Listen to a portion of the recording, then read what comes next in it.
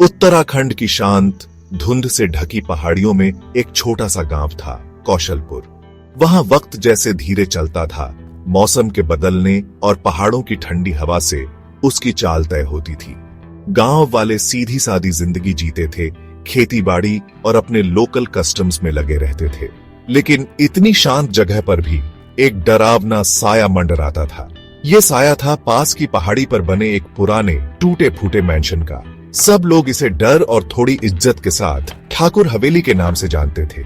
उसकी टूटी दीवारें और खिड़कियां खाली आंखों जैसी लगती थीं, मानो अपने अंदर कई सीक्रेट्स छुपाए हों। ठाकुर हवेली सिर्फ पुरानी नहीं थी, उसे मनहूस माना जाता था। ऐसी जगह जिससे दूर ही रहना बेहतर था। पेड़ और जंगली झाड़ियां उसके चारों ओर उगाई थीं, जैसे जमीन को वापस अपना बना रही हो। उनकी टहनियां मुड़ी तुड़ी उंगलियों की तरह उस पत्थर के स्ट्रक्चर की ओर बढ़ती थी। कभी शानदार रही दीवारों से पेंट उखड़ रहा था और भारी लकड़ी के दरवाजे जरा सी हवा से चरमरा उठते थे, जैसे अनकही कहानियों के बोझ तले कराह रहे हों। कोई बच्चा उसके ग्राउंड्स के पास खेलने की हिम्मत नहीं करता था और बड़े भी, खासकर सनसेट के बाद, उसके गेट्स के पास से जल्दी निकल जाते थे। हवेली के आसपास की हवा हमेशा थोड़ी ज्यादा ठंडी, थोड़ी ज्यादा भारी महसूस होती थी, कौशलपुर में किसी भी दूसरी जगह से ज्यादा, जो उसके चिलिंग रेप्यूटेशन की लगातार याद दिलाती थी। गांव वालों का पक्का यकीन था कि ठाकुर हवेली कर्स्ड है, दुख और वायलेंस से दूषित जगह। वे दबी आवाज में उसके खाली कमरों से आने वाली स्ट्रेंज साउंड्स की बातें करते थे। कभी कभी किसी के रोने की आवाज आती, एक दर्द भरी पुकार जो रात की हवा में तैरती हुई सुनाई देती, सुनने वालों के दिल को झकझोर देती। दूसरी बार शार्प डेस्परेट चीखें खामोशी को चीर देती, जिससे बड़े बड़े हिम्मत वाले भी कांप उठते थे। इन eerie acoustics को हवा का खेल नहीं माना जाता था, उन्हें हवेली के टूटे फूटे ढांचे में फंसी एक तड़पती हुई आत्मा का प्रूफ माना जाता था, एक ऐसी स्पिरिट जिसे शांति नहीं मिल पा रही थी। हवेली की कहानियां पीढ़ी दर पीढ़ी सुनाई जाती थी, हर कहानी उसके मिस्टीक को और गहरा कर देती थी। बुजुर्ग अपने झुर्रियों भरे चेहरों और अनुभवी आंखों से अक्सर अपने दादा दादी से सुनी कहानियां सुनाते थे। वे छोटों को दूर रहने की, उस हॉन्टेड जगह की वायरस का सम्मान करने की चेतावनी देते थे। हवेली सिर्फ एक बिल्डिंग नहीं थी, वह गांव की हिस्ट्री के एक डार्क चैप्टर का मॉन्यूमेंट थी, एक कांस्टेंट परेशान करने वाली याद की कुछ जख्म कभी नहीं भरते और कुछ स्पिरिट्स कभी अपनी पीड़ा की जगह नहीं छोड़ती। सबसे मशहूर कहानी जो हवेली के खौफनाक रेप्यूटेशन का मेन कारण थी, वो थी ठाकुर प्रताप सिंह और उनकी पत्नी रंभा की दर्दनाक कहानी।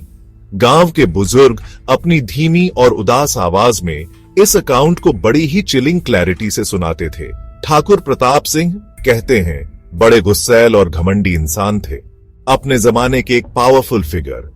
उन्होंने ये हवेली अपने स्टेटस के सिंबल के तौर पर बनवाई थी, अपनी दौलत और अथॉरिटी दिखाने के लिए एक आलीशान रेजिडेंस।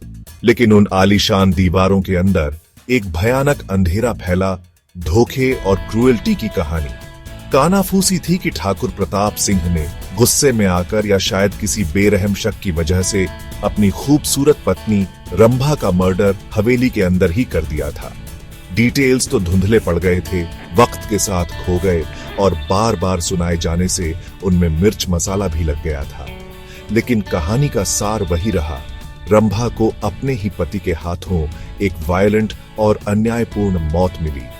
उसकी जिंदगी जो कभी खुशियों से भरी थी, उसी जगह बुझ गई जिसे वो अपना घर कहती थी।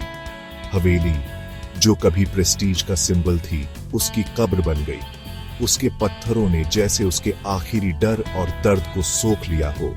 उस भयानक दिन के बाद से गांव वालों का मानना था कि रंभा की स्पिरिट ठाकुर हवेली में कैद हो गई है। आगे न बढ़ पाने की वजह से उसकी आत्मा खाली गलियारों में भटकती थी। उसका दुख एक ऐसी चीज थी जिसे महसूस किया जा सकता था। कहते हैं उसकी चीखें एक धोखा खाई औरत की थीं। उसकी स्क्रीम्स उसके आखिरी खौफनाक पलों को फिर से जीना थी। गांव वालों को रंभा के लिए बहुत सिंपैथी थी। फिर भी उसकी बेचैन स्पिरिट का डर ज्यादा मजबूत था। उनका मानना था कि वो बुरी नहीं है, लेकिन उसका दर्द इतना गहरा था कि उसने हवेली को एक अनबेरेबल जगह बना दिया था, पूरे कम्युनिटी के लिए लगातार बेचैनी का कारण। ये लेजेंड एक जबरदस्त चेतावनी का काम करती थी, जिसने दशकों तक हवेली को इंसानों से दूर और अछूता रखा। ये डर कौशलपुर के लोगों के मन में गहराई तक बैठा हुआ था। किसी ने भी उस प्रॉपर्टी पर दावा करने की हिम्मत नहीं की, नहीं किसी ने उसे रेनोवेट करने या डिमोलिश करने की कोशिश की। वो रंभा के दुख और ठाकुर प्रताप सिंह की क्रूरती की एक भयानक निशानी बनकर खड़ी रही। कहानी ने यह पक्का कर दिया कि हवेली पहाड़ी पर एक खामोश, उदास पहरेदार बनी रही। उसकी हिस्ट्री गांव की पीसफुल जिंदगी पर एक काला धब्बा, एक ऐसी जगह जहां से खुशियां कब की जा चुकी थी और उनकी जगह ले ली थी एक कभी न खत्म होने वाले चिलिंग दुख ने। ऐसे गांव में जो पुराने डरों और कानाफूसियों वाली लेजेंड्स में डूबा हुआ था, आया आरव। शहर की भाग दौड़ से आया एक यंग जर्नलिस्ट। आरव कौशलपुर के सावधान गांव वालों जैसा नहीं था। उसके अंदर एक एडवेंचरस स्पिरिट थी और अनजान चीजों के लिए, खासकर मिस्ट्री और सुपरनैचुरल की कहानियों वाली जगहों के लिए एक कभी न मिटने वाली क्यूरियोसिटी थी। उसने रहस्यमयी लोकेशंस पर रिपोर्ट करके एक ठीक ठाक रेप्यूटेशन बना ली थी। वो हमेशा लोकल फोल्कलोर और अनएक्सप्लेन्ड फिनोमेना के पीछे का सच जानने की कोशिश करता था। ठाकुर हवेली की कहानियां, उसका कर्सेड रेप्यूटेशन और गोस्टली आवाजें उसके कानों तक पहुंची और वो खुद को इसके एनिग्मा की तरफ खींचता हुआ पाया। वो देखना चाहता था, एक्सपीरियंस करना चाहता था और समझना चाहता था। कौशलपुर पहुंचकर आरव ने उस इनफेमस हवेली के बारे में इंक्वायरीज शुरू कर दी। उसने धीरज से गांव वालों को गोस्टली चीखों और रंभा की दर्दनाक किस्मत की जानी पहचानी कहानियां सुनाते हुए सुना। उनकी आंखों में सच्चा डर था। हवेली के हॉन्टेड नेचर के बारे में उनकी आवाजों में यकीन था। उन्होंने उसे जोर देकर दूर रहने की चेतावनी दी।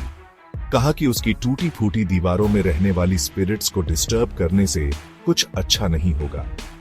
गांव के हेडमैन, एक भले बूढ़े आदमी, ने उसे खास तौर पर किसी भी रैश एक्शन के खिलाफ सलाह दी। उनके बिलीफ्स की पवित्रता और इसमें शामिल पोटेंशियल डेंजर्स पर जोर दिया। लेकिन ये वार्निंग्स आरव को रोकने के बजाय उसके डिटर्मिनेशन को और फ्यूल कर गई। उसका मानना था कि हर गोस्ट स्टोरी के पीछे कोई रैशनल एक्सप्लेनेशन होता है, या कम से कम एक जबरदस्त ह्यूमन स्टोरी होती है जो सामने आने का इंतजार कर रही होती है। उसे गहराई में जाने, फैक्ट और फिक्शन को अलग करने और ठाकुर हवेली में छिपे सच को डॉक्यूमेंट करने की जबरदस्त इच्छा हुई। उसने इसे सिर्फ एक हॉन्टेड हाउस के तौर पर नहीं देखा, बल्कि एक ऐसी स्टोरी के रूप में देखा जो कहे जाने के लिए तरस रही थी, एक मिस्ट्री जो सॉल्व होने की भीख मांग रही थी। उसके जर्नलिस्टिक इंस्टिंक्ट्स ने उसे बताया कि यह सिर्फ लोकल सुपरस्टिशन से कहीं ज्यादा है, और इसलिए कौशलपुर वालों की कलेक्टिव एडवाइस और डरी हुई मिन्नतों के खिलाफ आरव ने एक बोल्ड और उनकी नजर में रेकलेस फैसला किया।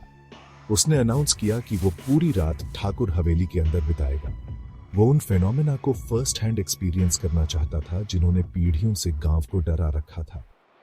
उसने जरूरी चीजों का एक छोटा बैग पैक किया, एक टॉर्च, एक नोटबुक, एक कैमरा और एक वॉइस रिकॉर्डर। वो किसी स्पिरिट्स को प्रोवोक नहीं करना चाहता था, बल्कि रंभा की चिलिंग लेजेंड के पीछे के सच को ऑब्जर्व करना, सुनना और समझना चाहता था। उसका माइंडसेट हो चुका था, जवाबों की उसकी क्वेस्ट शुरू हो चुकी थी।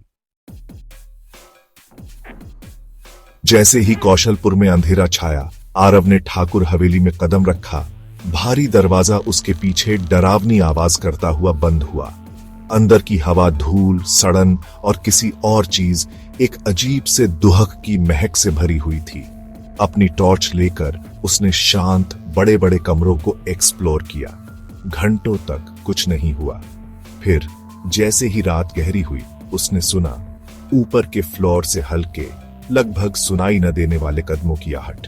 थोड़ी देर बाद एक हल्की मेलंकोलिक आहट सी गलियारे में फुसफुसाई और उसके बाद किसी औरत की हल्की सॉरोफुल हंसी की आवाज आई। मजाक उड़ाने वाली नहीं, बल्कि बहुत उदास। आरव शुरू में चौंक गया, पर उसने खुद को संभाले रखा। उसने आवाजें रिकॉर्ड की और ध्यान से नोट्स बनाए। उस रात के एक्सपीरियंसेस, साथ में गांव के पुराने रिकॉर्ड्स से मिली हिस्टोरिकल अकाउंट्स और हवेली में एक ढीले फ्लोरबोर्ड के नीचे मिले कुछ फटे पुराने डॉक्यूमेंट्स ने रंभा की दर्दनाक जिंदगी और अनजस्ट मौत की एक ज्यादा साफ पिक्चर पेश की। उसे ठाकुर प्रताप सिंह की इमेंस क्रूएल्टी के हिंट्स मिले और एविडेंस मिले कि रंभा न सिर्फ इनोसेंट थी, बल्कि एक काइंड सोल भी थी, जिसे उसकी असमय मौत से पहले जानने वाले लोग प्यार करते थे। आरव को उसके लिए हमदर्दी महसूस होने लगी और उसकी स्टोरी को दुनिया के सामने लाने का उसका इरादा और मजबूत हो गया। रंभा के लिए जस्टिस पाने का पक्का इरादा करके आरव ने अगले कुछ हफ्ते बड़ी मेहनत से उसकी स्टोरी के टुकड़ों को जोड़ा। उसने एक पावरफुल आर्टिकल लिखा जिसमें अपनी फाइंडिंग्स और रिकॉर्डिंग्स का हवाला देते हुए ठाकुर प्रताप सिंह के एक्शंस और रंभा के सफरिंग की असली कहानी बताई। उसकी रिपोर्ट, जो एक प्रोमिनेंट न्यूज़पेपर में छपी, ने इस भूली हुई टेल पर वाइड स्प्रेड अटेंशन खींचा। इससे ठाकुर प्रताप सिंह को दुनिया का जस्टिस तो नहीं मिला, क्योंकि वो तो कब का मर चुका था, लेकिन इससे रंभा का नाम साफ हो गया और उसके साथ हुई क्रूएल्टी का पर्दाफाश हुआ। उसने गांव वालों की हवेली में एक सिंपल रिस्पेक्टफुल सेरेमनी करने में भी मदद की, जिससे रंभा के दर्द को एक्नॉलेज किया गया और उसकी शांति की कामना की गई। धीरे धीरे ठाकुर हवेली में एक चेंज आया। दर्द भरी चीखें और चिलिंग स्क्रीम्स बंद हो गई। वो ऑप्रेसिव एटमॉस्फेयर जैसे उठ गया और उसकी जगह एक स्ट्रेंज सेंस ऑफ काम ने ले ली। रंभा की स्पिरिट, जिसकी स्टोरी आखिरकार कह दी गई थी और जिसके सफरिंग को एक्नॉलेज कर लिया गया था, उसे जैसे वो पीस मिल गई थी जो उसे इतने लंबे समय से नहीं मिली थी। आरव की करेज ने न सिर्फ एक हिडन ट्रूथ को अनवेल किया था, बल्कि एक टॉर्मेंटेड सोल को भी सुकून पहुंचाया था। फिर भी हवेली में उस केमिस्ट्री की एक हल्की सी फुसफुसाहट बाकी रही। कभी कभी शांत रातों में पास से गुजरने वाले गांव वाले कहते हैं कि उन्हें एक हल्की जेंटल मर्मर सुनाई देती है, जैसे कोई धीरे से सांस ले रहा हो और कह रहा हो, शुक्रिया, थैंक यू।